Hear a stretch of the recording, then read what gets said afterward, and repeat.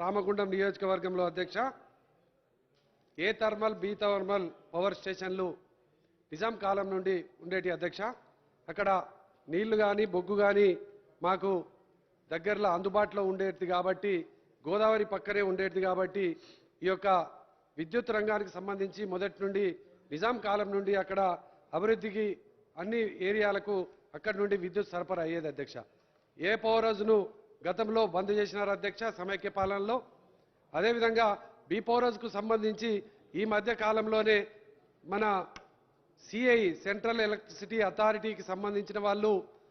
100 యూనిట్ల కంటే 62.5 మెగా వాట్లకు సంబంధించినటువంటి ప్రాజెక్టే రామగుండంది ఉండడం మూలాన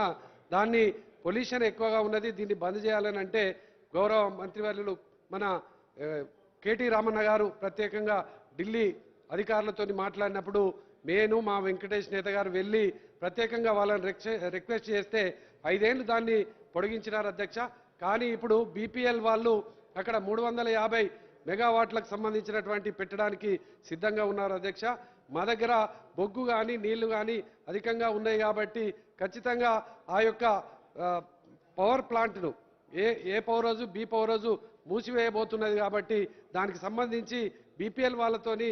అక్కడ ఏర్పాటు చేయడానికి అవకాశం లేదు కాబట్టి బిహెచ్ఎల్ నుండి అయినా కూడా 350 మెగావాట్లతోని ఏర్పాటు చేపించినట్టయితే అక్కడ ఉన్నటువంటి అస్తిత్వం ఉంటుంది అధ్యక్ష. ఎందుకు అనంటే రామగుండం పేరు వచ్చిందే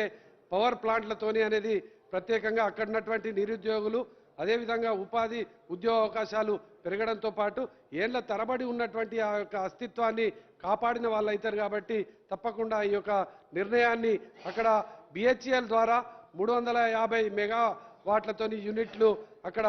మళ్ళీ ప్రారంభం చేయాలని ప్రత్యేకంగా ఈ యొక్క సందర్భంగా